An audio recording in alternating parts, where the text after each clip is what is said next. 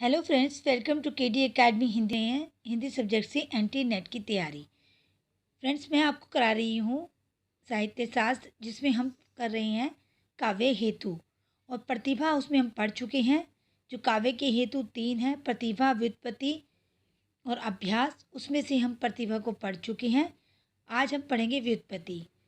पढ़ने से पहले फ्रेंड्स मैं आपको बोल दूं, अगर अभी तक आपने चैनल को सब्सक्राइब नहीं किया है तो चैनल को सब्सक्राइब जरूर कर लीजिए। बेल आइकन को प्रेस कीजिए, जिससे आने वाली वीडियो का नोटिफिकेशन आपको मिल जाए। और लाइक कीजिए, शेयर कीजिए। फ्रेंड्स, अगर आपने इससे पहले की वीडियो नहीं देखी है तो ज़रूर देखिए जाके, वो आपकी बहुत काम आने वाली है। उसमें आपकी बहुत तैयारी होगी बहुत अच्छे से। चलिए शुरू करते हैं फ्रेंड्स। आज हम लेकर आए हैं व्युत्पत्ति, जो साहित्य शास्त्र में काव्य हेतु में है। व्युत्पत्ति में आप ये देखिए फ्रेंड्स, जो राजशेखर हैं, राजशेखर ने प्राचीन आचार्यों के मतों पर विचार किया है और उनका व्युत्पत्ति का अर्थ बताया है बहुज्ञता। संस्कृत काव्य शास्त्र के लगभग सभी आचार्य को यही मत मान्य है। राजशेखर ने स्वयं अपना मत व्युत्पत्ति पर देते हुए कहा है कि उचित अनुचित का विवेक ही व्युत्पत्ति है। नोट कर लीजिए फ्रेंड्स, उचित अनुचित का विवेक ही, मतलब किसी को अगर ये पता चल जाए कि क्या सही है और क्या गलत है, तो उसी को ही उसका ज्ञान हो जाए किसी को कि क्या गलत और क्या सही है, तो उसी को व्युत्पत्ति कहते हैं फ्रेंड्स। आचार्यों ने व्युत्पत्ति को प्रतिभा का संस्कारक, उपकारक, पोषक कारण माना है। अकेले आचार्य मंगल ने कहा है कि प्रतिभा से व्युत्पत्ति श्रेष्ठ है, किंतु इस मत को ना तो समर्थन मिला है और ना ही कोई चर्चा हुई है। कवि कर्म की कसौटी है, भाव की संप्रेक्षणीयता। कवि अपनी अनुभूति को निर्व्यक्तिकता व्यक्तिक बनाकर ही सफल होता है, पर हृदय को प्रभावित करने का या पकड़ने की ताकत कवि में तभी आती है जब उसमें लोक हृदयता होती है। इस लोक हृदयता के लिए कवि से व्यापक लोक ज्ञान की अपेक्षा रहती है। इस प्रकार कवि प्रतिभा से व्युत्पत्ति का निकट संबंध है। अब फ्रेंड्स अभ्यास को ले लेते हैं। अभ्यास में क्या कहा गया है? काव्य सृजन के लिए अभ्यास की उपादेयता से भला कौन इनकार कर सकता है। काव्य केवल कवि की स्वानुभूति ही नहीं है, वह साधना है, तप है, चित्त योग है, भाव योग है, समाधि है। प्रतिभावान कवि निरंतर साधना से, तप से प्रतिभा को तपाता है, उसको निखारता दमकाता है।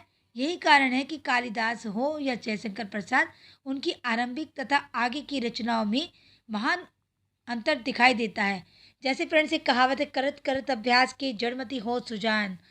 तो इसमें फ्रेंड्स ये अभ्यास, अगर हम किसी चीज़ की प्रैक्टिस करेंगे, बार बार अभ्यास करेंगे, तो वो हमें अच्छे से हो जाएगा। अगर आप में कोई टैलेंट है और उसका फिर आप अभ्यास भी करेंगे, तो उससे आपकी और भी निखार आएगा आपके टैलेंट में।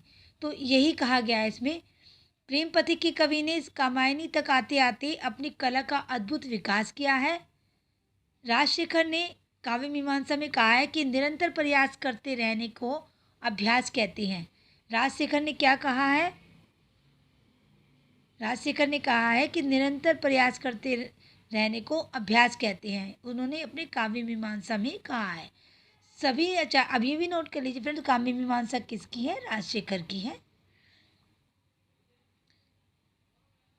अब प्रेम निरंतर प्रयास, ये तो आपको बता दिया मैंने। आचार्यों ने अभ्यास को प्रतिभा का क्या माना है? पोषक हेतु माना है।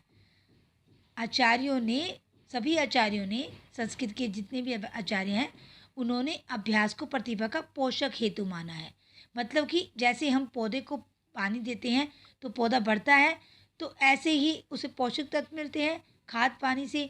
तो इसी तरह अभ्यास भी जो है प्रतिभा का पोषक हेतु है। डांडी ने प्रतिभा को सर्वोपरि मानने पर भी कहा है कि पूर्व वासना जन्य अद्भुत प्रतिभा के ना रहने पर भी शास्त्र के निरंतर अध्ययन और अभ्यास से वाग्देवी या सरस्वती प्रसन्न होती है, पर अभ्यास में समाधि चाहिए। चित्त की एकाग्रता के बिना अभ्यास में तेज पैदा नहीं होता।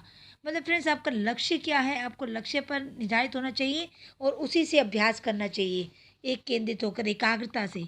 तो उसी को उससे अगर आप एकाग्रचित होकर अभ्यास करेंगे तो आप अपनी प्रतिभा को और निखार पाएंगे।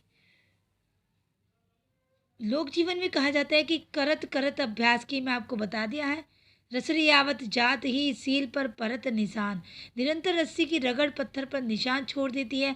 अति की रगड़ करे जो कोई अग्नि प्रकट चंदन तैक हुई, निरंतरता ही तप है, तप बल विष्णु कर ही सहारा। तो ये था फ्रेंड्स अभ्यास। अभ्यास का आपको समझ में आ ही गया होगा। अब आप ये देखिए भावित्री प्रतिभा की उपादेयता क्या है। जो कार्यत्री प्रतिभा का संबंध है वो कवि की काव्य निर्माण शक्ति है।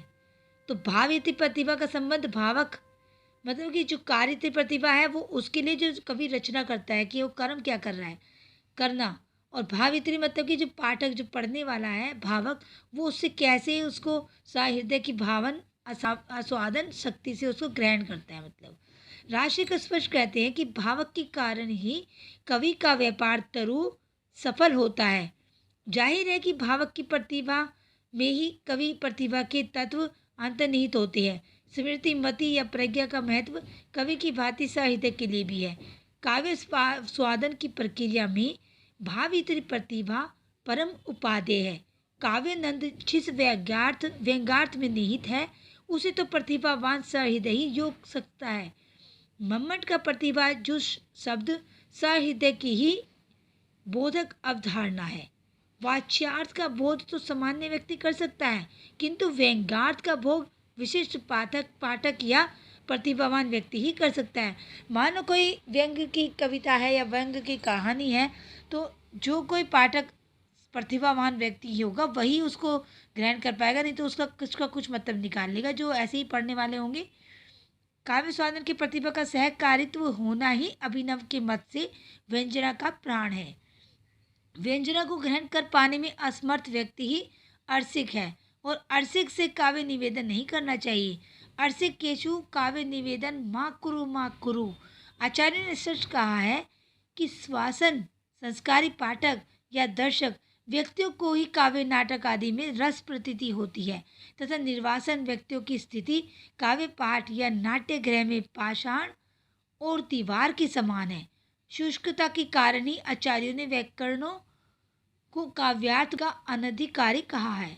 शब्द के व्यंजक व्यापार की जो ध्वनि ना समझता हो वह विदग्ध जन नहीं है, काव्य का अधिकारी नहीं है। हिंदी आलोचना में आचार्य रामचंद्र शुक्ल और आचार्य हजारी प्रसाद द्विवेदी की विदग्धता, सहृदयता को हम सभी ने सराहा है। आज की आलोचना में तो भावक या आलोचक को इतना महत्व मिल रहा है कि आलोचना कर्म कवि कर्म से कम सृजनात्मक माना जा रहा है।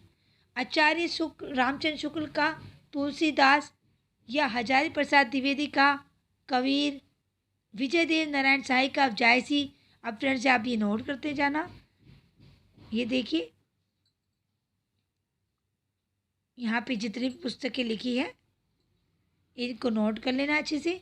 जायसी सृजनात्मक आलोचना की बड़ी उपलब्धियाँ है कि किसने कौन सी किताब लिखी है, कि रचना की है, वो लिखा है इसमें। भारतीय का प्रतिभा और कल्पना दोनों को बताया गया है। भारतीय काव्य चिंतन के अनुसार प्रतिभा की सर्वाधिक महत्वपूर्ण विशेषता है नूतन सृजन करने की क्षमता। नूतन सृजन की क्षमता। अभिनव गुप्त ने प्रतिभा को अब ये आप नोट कर लेना फ्रेंड्स। अभिनव गुप्त ने जो है क्या माना है, नवनोत। ये अभिनव गुप्त ने नवेशालिनी प्रज्ञा माना है। ओके फ्रेंड्स, ये इसलिए मैं बता रही हूँ आपको फ्रेंड्स, ये पूछे जाते हैं ये, इसलिए मैं बोल रही हूँ, इनको नोट करते जाओ। अब आगे बता देती हूँ आपको। प्रतिभा की इस अवधारणा को अभिनव गुप्त ने प्राह चर्चा का विषय बनाया है। जैसे प्रतिभावान को वर्णीय वस्तु विषय का नूतन रूप देने की बात, प्रतिभा मानव वर्णीय वस्तु विषय नूतनो नले शालित्वम, ये जो है किसने माना है, प्रतिभावान को वर्णीय वस्तु विषय का नूतन रूप देने की बात, प्रतिभानम वर्णीय वस्तु विषय नूतनो लेख शालित्वम। ये फ्रेंड मैंने दोबारा इसको इसलिए प्रोनाउंस कराया है ताकि आपको थोड़ा अच्छे से समझ में आ जाए। और ये जो है वर्ड पूछे जाते हैं। वक्रोक्तिकार ने वक्रोक्ति जीवितम। अब ये देखिए वक्रोक्ति जीवितम, में नूतनता या वक्रोक्ति जो है वो शायद कुंतक का है, आप देख लेना। वक्रोक्ति जीवितम जो है, नूतनता या अपूर्णता की स्पष्ट व्याख्या की है। नूतनता या अपूर्णता का अर्थ है जिसका उल्लेख पहली बार किया है। नूतन मतलब नया फ्रेंड्स, नया जो नया आया है।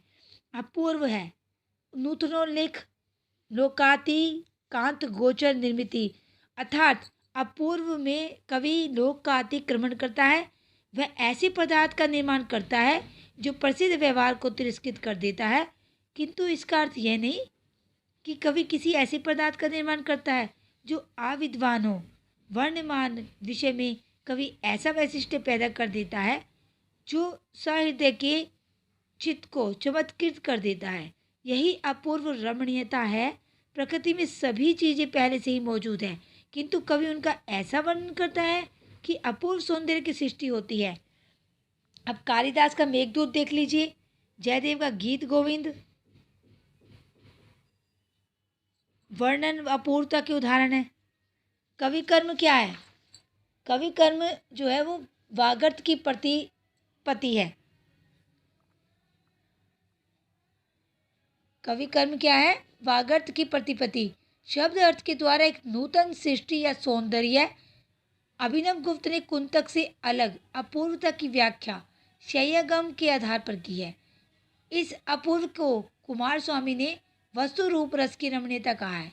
पाश्चात्य काव्य चिंतन में कल्पना का वही स्थान है जो भारतीय काव्य चिंतन में प्रतिभा का है। अब समझ लीजिए फ्रेंड, यही कल्पना काव्य का साथ या आचार्य शुक्ल बार बार कहते हैं कि पश्चिम में कल्पना की इतनी मुनादी हुई कि सारा कवि कर्म उसी पर केंद्रित हो गया। फिर सृजनात्मक कल्पना जो क्रिएटिव इमेजिनेशन होता है कि सत्ता को साहित्य समीक्षा के क्षेत्र में स्वच्छंदतावादियों ने, विशेषकर वर्ड्सवर्थ और कालरिज ने सुस्पष्ट रीति से घोषित किया कि कल्पना सिद्धांत की घोषणा में कालरिज की पुस्तक बायो। अब फ्रेंड्स इसको आप नोट कर लीजिए, ये इंपॉर्टेंट है। मैं इसलिए मेन आपको बीच में बताती जाती हूँ नोट करने के लिए। जो ये बुक है इसकी कालरिज की, ये पूरा अंडरलाइन कर देती हूँ मैं। बायोग्राफी का ग्राफिया लिटरेरी, इसकी बड़ी भूमिका है। इस ग्रंथ के 13वें अध्याय में उन्होंने कल्पना के स्वरूप का निर्धारण किया। कौन से अध्याय में? 13वें अध्याय में। कुछ विद्वानों का कहना है कि कल्पना सिद्धांत में कालरिज का कुछ नहीं है, जो कुछ है कांट और हीगल का है। अब कुछ विद्वान कहते हैं कि भाई इसमें तो कुछ नहीं, कांट और हीगल का ही सब कुछ है उसमें। जर्मन दार्शनिक थे जो ये कांट और हीगल। यह भी कहा है कि कालरिज 18वीं शताब्दी के नव प्लेटोवादियों से, प्लाटिनस से प्रभावित थे। शेक्सपियर के कथन में यह भी बात है कि कवि प्रेमी जो है और पागल तीनों में कल्पना की प्रचुरता होती है। कालरिज ने फैंसी तथा इमेजिनेशन की भिन्नता को प्रतिपादित करते हुए कहा है कि कल्पना के दो रूप है। कल्पना के क्या है फ्रेंड्स? दो रूप है। अब देख लीजिए, प्राइमरी इमेजिनेशन और भावित्री, सॉरी फ्रेंड्स, प्राइमरी इमेजिनेशन और ये कल्पना के दो रूप है। प्राइमरी इमेजिनेशन और भावित्री प्रतिभा या ग्राहक की कल्पना, और सेकेंडरी इमेजिनेशन। पूरा है ये, यहाँ तक अच्छे से पढ़ लेना इसको।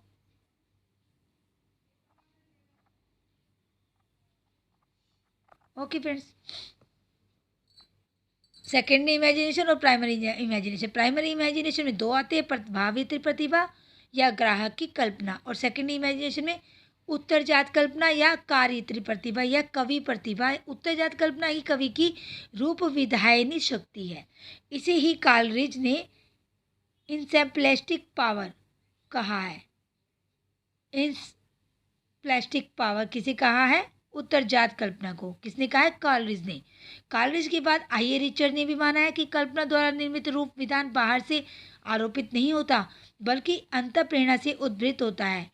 विचार, भावना और पदार्थ के सहयोग से सृजनात्मक कल्पना नूतन सृष्टि करती है। जाहिर है कि प्रतिभा तथा कल्पना में पर्याप्त समानता मिलती है, पर प्रतिभा जैसी भारतीय अवधारणा के समान पाश्चात्य चिंतन में कोई एक अकेली अवधारणा नहीं है। ये सच है कि भारत के समान पश्चिम में भी दार्शनिक स्तर पर सृजन शक्ति के विषय में सूक्ष्म गहन चिंतन हुआ है। वहाँ कुछ चिंतन सृजनात्मक सहजानुभूति जो होती है उसे क्रिएटिव इंट्यूशन कहते हैं के अंतर्गत हुआ और कुछ सृजनात्मक कल्पना के अंतर्गत। फ्रांसीसी सौंदर्य शास्त्री ज्याक मारिते ने आत्मा की सृजनशीलता क्रिएटिविटी ऑफ स्पिरिट तथा सृजनशील आत्मा की स्वतंत्रता freedom of the creative spirit की पर्याप्त चर्चा की है। हिंदी में आगे की कवि काव्य के चिंतन संदर्भ में ज्याक मारिते की गूंज अनुगूंज सुनाई देती है। सृजनशीलता ही ऐसी शक्ति है जो मानव को अन्य प्राणियों से अलग करती है। सृष्टि में मानव अकेला प्रतीक सृष्टा प्राणी है। सहजानुभूति को सृजन शक्ति मानने वालों में बरगोसो, क्रोचे आदि प्रमुख है। हिंदी में गजानन माधव मुक्तिबोध जो है उनकी कविता जो फैंटेसी की फैंटेसी ही कल्पना होती है फ्रेंड्स। इनकी जो अंधेरे में कविता है मुक्तिबोध की, ये आरंभ में बरगसी के चिंतन से प्रभावित रही है। ये बात मुक्तिबोध ने तार सप्तक के कवि वक्तव्य के स्वयं स्वीकार की है। फ्रेंड्स आज के लिए इतने काफ़ी है। नेक्स्ट हम पश्चिम काव्य प्रेरणा जो संबंधी चर्चा है वो काव्य हेतु की वो हम नेक्स्ट वीडियो में करेंगे। आज के लिए इतने काफ़ी है। और फ्रेंड्स अगर आपको मेरी वीडियो पसंद आ रहे हैं तो उनको लाइक शेयर जरूर कीजिए और चैनल को सब्सक्राइब जरूर कर लीजिए और बेल आइकन को प्रेस कीजिए जिससे आने वाली वीडियो का नोटिफिकेशन आपको मिल जाए। और तब तक के लिए बाय फ्रेंड्स, जब तक नेक्स्ट वीडियो में मिलते हैं।